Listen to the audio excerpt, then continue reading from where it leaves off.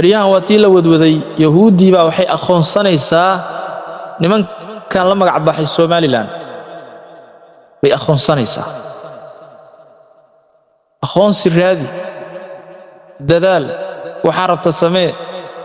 laakiin siday ku dhacaysaa nin yahuud ah oo asagaba wanted ka ah adduunka Netanyahu liiraado wazaaraha yahuudda waa Netanyahu liiraado asaga wanted ah asaga meel walba laga raadiyaa asagan safri karin asaga wadan kasta aan tagi karin wadankiisu waa loo tagaa kaliya ninkaas ma baxo wadamo qaar waa laga yaabaa inuu tago sida Mareykanka oo kale iyo meelaha qaar inuu tago waa macquul laakiin ma wareegi karo sida madaxweynayaasha badanaa ila wareegaan ma la wareegi karo ma aragta asagoo madaxweynayaal ku dhex jiro ma aragta madaxda kale wada arki ayagoo madax kale ku dhex jiro shirar far kala duwan la qabsanayo wada arki lisdabadudayo laakiin asaga dadka ma dabadudo wanted waa adduunka dhan waa laga raadsadaa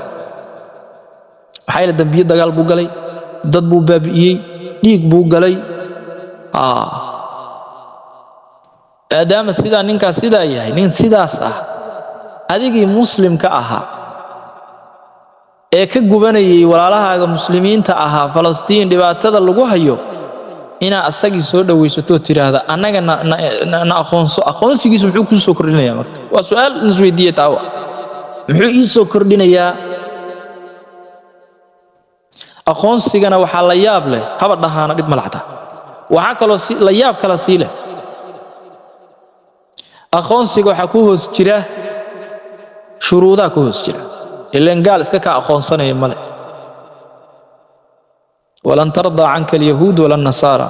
hatta tattabi' millatahum diintooda ilaa aad raacdo yahuud iyo nasara raali ka noqon maayo ku aqoonsan maayaan quraanka ilaahay ku sheegay laakiin quraan marna anag maba akhrinaba kuma aqoonsanayaan shuruudo oo waliba shuruudda ugu yaabka badan ay tahay in Falastiin loo aqoonsado may in yaani Iiraan ninka la yiraahdo Israa'iil loo aqoonsado inay wadan yihiin wala yaaba Israa'iil xagay wadanka yihiin xagay ka haystaan dhulka ay haystaan oo dhan Falastiin ba iska leh ayagay xoog uga haystaan xoog bay ku joogaan meesha ay joogaan qaxooti ahaan bay ku soo galeen wadankaas kadib bay ku balbalaarteen kadib bay dhaxdooda siyaasad ka dhex abuureen kadib bay isku dhaxya sameeyeen kadib bay xoolo ka dhex sameeyeen meeshii niman taajiriin bay ka noqdeen kadib ba dad askar bay noqdeen waaba ku hasa adduunka hadda dhibaatada ku hayo Israa'iil bay baxsadeen Israa'iil waa la yiraahdaa laakiin wadan ahaan bay wadankii Israa'iil bay dhahay wadankan wadankii ma aha Falastiin ma la yiraahdo Israa'iil baa la yiraahdaa meesha Qudus ma aha xoog bay ku haystaan marka in marka shuruudda ku jirta waxay tahay warka meesha u wada wuxuu yahay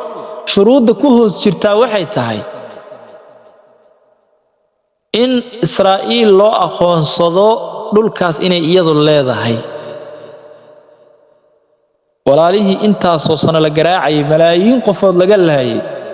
haddana in dhulkoodii la saxiixdo wiliba wadan muslim sheeganaya uu saxiixdo Soomaaliland la yiraahdo uu dhaho Israa'iil ba iska leh malaha Falastiin malaha wadankaas inuu saas yiraahdo yaa ku jirta shardiga haday fuliyaanna waa aqoonsanaya buu صح way fuliyeen way saxiixeen kadibna waa aqoonsaday wuxuu yiri waa idin aqoonsanahay wadan baatihiin wadan baatihiin laftirkeeda dulmiya kala gooyn waa Soomaaliland kala gooynayo walaalaha la yiraahdo wala kala go' bay maanay heshiiskaas ku jira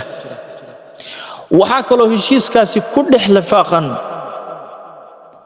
in ay dhul siinayaan Israa'iil waxa ku sii dhex lafaaqan in yaani walaalaha Falastiin joogo la soo barakicinayo in halkan ay dhul ka siin doonaan reer Falastiin ba xaq inta laga soo raro yaa Soomaaliland dhul laga siinayaa heshiiskaas ku jira oo Falastiin xaq looga soo tagay dhulkaas yaa looga soo tagay hadii yahuuda askari yahuud baa looga soo tagay kuwaana waa la barakicinayaa haday dib u laabtaana dee qaxooti ahaan bay ku laabanayaan markaas waddankoodii maba ahaba aqoonsi baa laga rabaa dalka gol baa laga rabaa howlo fara badan bay marayaan oo saas ma shuruudahaasaa ka buuxa markay Somaliland shuruudahaasi fuliso yaa la aqoonsanayaa Maraykan aqoonsanayaa Yahuud aqoonsanaysaa iyo wixii kale xulafadooda ah oo ay la socdaan bay aqoonsanayaan hadday tahay imaaraad iyo waxyaabaha kale qashinka kale la sheego yaa aqoonsanay shuruudaas ku jirta marka meeshii aan ka guban lahayn dhibaatadii loo geystay walaalaheen Falastiin warkaas marka waxaan ku keenay wax weeye salaatul khawf baan ku keenay iyo muslimiintii hadda inay ayaga gacmo ku gambad yihiin oo ayaga ay baqayaan masaakiintii waa ayaga hadda ayaga duulaan lagu yahay oo dhulkooda lagu yahay oo cirdigooda lagu yahay oo sharafkooda lagu yahay oo fitna laga dhex abuuraya oo waa la isku dirayaa dhexdooda isbaabiinay islaynaya sooma diin iyo dhaqan iyo wax u badbaaday haba yaraatee ma jirto Soomaali islaam oo dhan wax u badbaaday male Soomaali baba hadda ka roono hoogaa isdhihi kara hadday naruura haystaan wax yar baa iftiin yar haystaan isdhihi kara wadamada badana oo islaamka sheegto ugu waaweyn waa isdhiibeen kuwaas waad aragtay dhaqamadooda sacuudigii hore ma suudaantii hore ma imaaraadka carabta wadamadaas midoobay sidii lagu yaqiinay ma aha wadamada Qatar iyo wixii la midka sidii lagu yaqiinay ma aha kor marka ka fiiriso waa wadan islaam laakiin gudaha markaad u gasho dumarkooda aad aragto ragooda aad aragto waad yaabi fuxshiga iyo faaxishada iyo dhibaatada iyo boodboodka iyo dumarka si u qaaban yihiin intimaha banaanka iska yaala waad yaabi marka dhex marto xijaabka saxda ah waxa laga wataa waa Soomaali Afrikaantan baa wata qaarkood oo islaamka inta kale waxa waa la duufsaday ayagana wax yar bay isdhaga adkeynayaan sida loogu celcelinayo ayagana tartiib bay u qaadanayaan de heshiis kasto loo keeno waxaan la dhihi de wadanka adig ka weyn oo ka barwaaqo badan oo ka qiimo badan baa heshiiskan saxiixay hadii la yiraahdo Sacuudiga baa saxiixay oo Imaaraadka saxiixay oo kuwaas saxiix adiguna saxiix caadi bay kula noqonaysaa kuwaas ba soo islaam ma ahayn annaguna waa saxiixayna dib male sidaas un baa geerka lagu gelin ooma marka dhibaatada wadda adduunka ka jirta inaad fahamtaan waay